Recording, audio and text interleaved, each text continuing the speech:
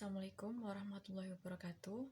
Saya Rafika Fauzia Ulfa yang akan menjelaskan tentang analisis topik yang akan saya ambil dalam penelitian saya nanti, yaitu judulnya Membangun Keterampilan Higher Order Thinking Skills atau HOTS melalui instruksional interaktif serta korelasinya dengan adversity quotient dan minat belajar. Latar belakang yang saya ambil adalah berdasarkan kurikulum 2013, yaitu mengarahkan peserta didik atau siswa untuk dapat memiliki kemampuan berpikir tingkat tinggi atau HOTS. Nah, kemampuan berpikir tingkat tinggi ini merupakan sebuah tuntutan yang menjadi kompetensi yang seharusnya dimiliki peserta didik berdasarkan kurikulum 2013 tadi. Maka hal tersebut dapat diterapkan melalui pengembangan penilaian berbasis HOTS dan strategi instruksional interaktif. Kemudian, latar belakang yang saya ambil yaitu menurut YDKK 2016 disebutkan bahwa keterampilan HOTS diperlukan dalam menentukan kualitas pemikiran seseorang untuk memunculkan sikap yang positif dalam membangun suatu keterampilan.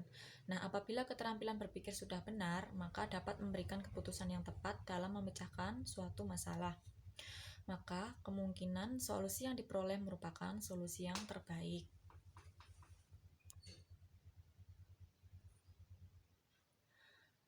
Nah, untuk masalah penelitian yang saya ambil adalah berdasarkan survei TIMSS dan PISA 2015.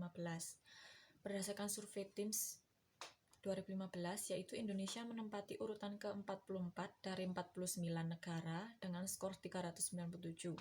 Dalam artian, Indonesia atau siswa-siswa Indonesia skornya masih di bawah 500 dan dapat dikatakan rendah. Untuk analisis PISA 2015, Indonesia menempati urutan 69 dari 76 negara dengan skor sains 403, matematika 386, dan membaca 397. Nah, itu juga dapat dikatakan rendah. Nah, rendahnya hasil TIMSS dan PISA itu disebabkan karena peserta didik di Indonesia kurang terlatih dalam menyelesaikan soal-soal HOTS menurut Budiman dan Jailani 2014.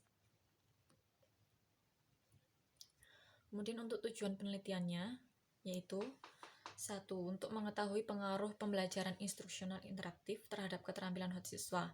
Yang kedua adalah untuk mengetahui korelasi antara keterampilan HOTS dengan adversity quotient dan minat belajar siswa.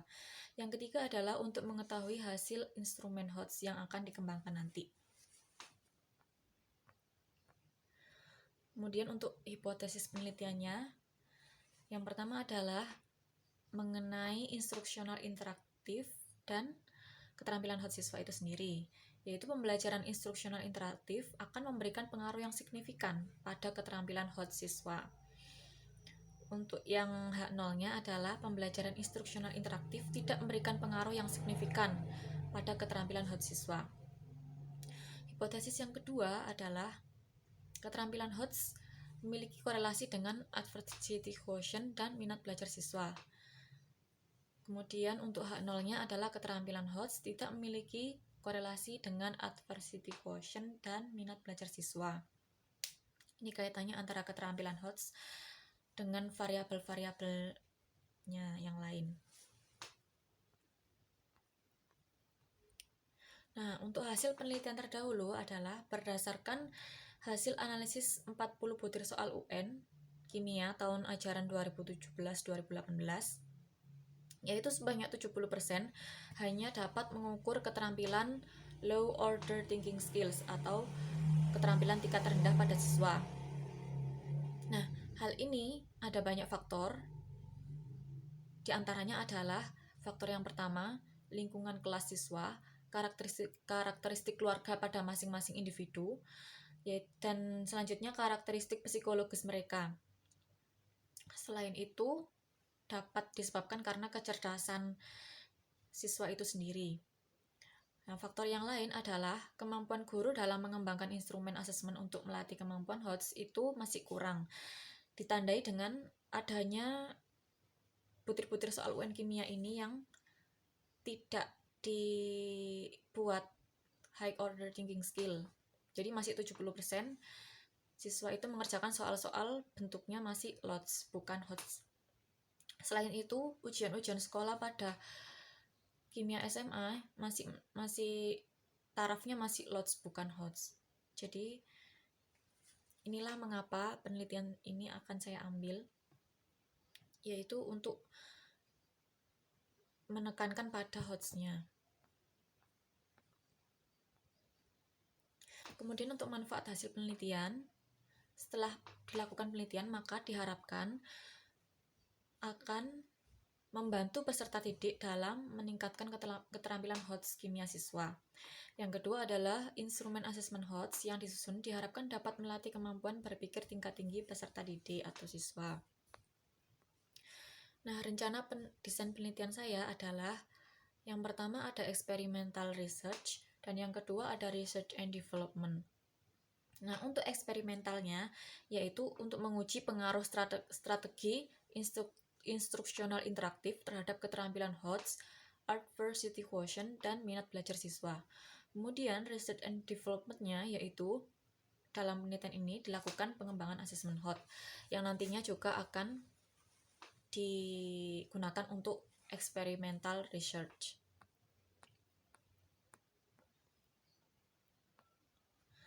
Nah, rencana desain penelitiannya adalah menggunakan quasi experimental design dengan bentuk non-equivalent control group design,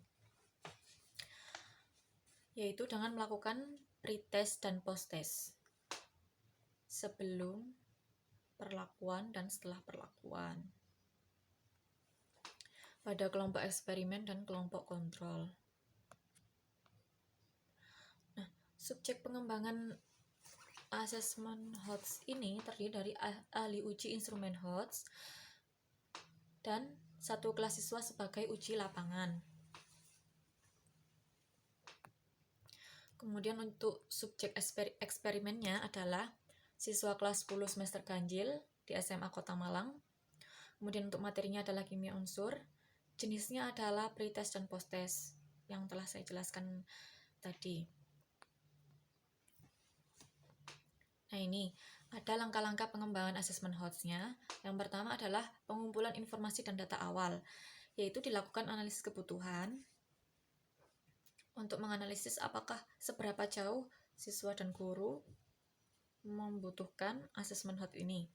Terus yang kedua adalah perencanaan yang berupa desain asesmen HOTS. Yang ketiga adalah pengembangan desain produk awal, yaitu dilakukan validasi ahli. Kemudian yang keempat adalah uji kelayakan atau uji validasi, yaitu dilakukan uji validitas dan reliabilitas atau uji coba yang pertama asesmen HOTS. Yang kelima adalah revisi produk setelah validasi atau diberikan masukan-masukan kepada dari ahli, maka produk tersebut diberikan revisi, dilakukan revisi terhadap produk tersebut. Untuk yang keenam adalah uji coba produk atau uji lapangan, ini kepada siswa, yaitu dilakukan uji coba kedua asesmen HOTS. Yang ketujuh adalah berupa produk akhir, yaitu asesmen HOTS itu sendiri yang akan digunakan untuk research, experimental research.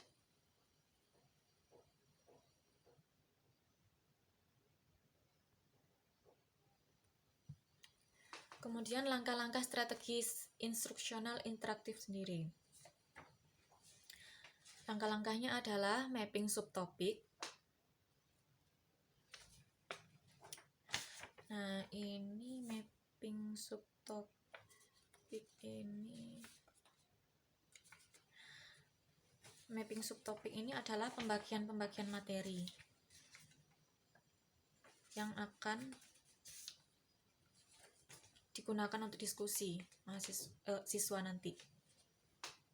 Nah, kemudian yang kedua adalah penyusunan pertanyaan oleh siswa. Penyusunan pertanyaan ini akan ditulis dan dikumpulkan sebelum dilangsungkan diskusi. Nah, yang ketiga adalah presentasi dan diskusi yang dilakukan oleh siswa. Nah, kemudian menjawab pertanyaan-pertanyaan mereka yang telah disusun sebelum adanya diskusi. Kemudian yang keempat adalah verifikasi dan penguatan hasil diskusi. Nah, verifikasi dan penguatan hasil diskusi ini adalah untuk meluruskan materi yang telah didiskusikan.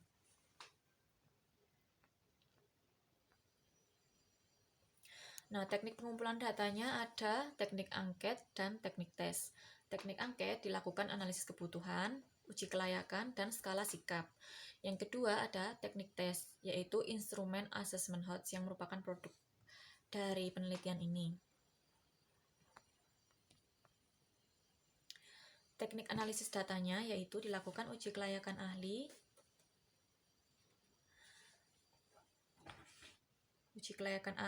konten dari segi materi, ahli instrumen, dan ahli bahasa. Kemudian ada uji coba instrumen, uji validitas, uji reliabilitas, uji tingkat kesukaran, dan uji daya beda soal. Nah, kemudian untuk pengujian hipotesisnya ada 3, yaitu ada uji normalitas, uji homogenitas, dan uji T pada 2 sampel. Nah, untuk uji normalitas ini dilakukan mengetahui distribusi data yang diperoleh apakah normal atau tidak. Nah, dapat dilakukan menggunakan uji statistik non-parametrik Kolmogorov-Smirnov. Kemudian untuk uji homogenitasnya yaitu dilakukan untuk menyelidiki apakah kondisi awal sampel penelitian dalam kondisi homogen atau tidak. Oh ya, tadi apabila data hasil uji normalitas menyatakan bahwa data tersebut tidak terdistribusi normal, maka dilakukan uji Mann-Whitney. Kemudian untuk yang terakhir adalah uji T pada 2 sampel. Uji T pada 2 sampel ini ada 2, yaitu dilakukan uji independent sample t-test dan uji paired sample t-test. Kalau independent t-test ini untuk membandingkan atau uji komparatif atau uji beda yang dilakukan berdasarkan subjek yang tidak saling berkaitan, yaitu antara variabel antara kelas kontrol dan kelas eksperimen. Kemudian untuk paired sample t-test yaitu dalam satu kelas dilakukan pretest dan posttest, dan kemudian diuji menggunakan paired sample t-test, yaitu dilihat pengaruhnya menggunakan paired sample t-test.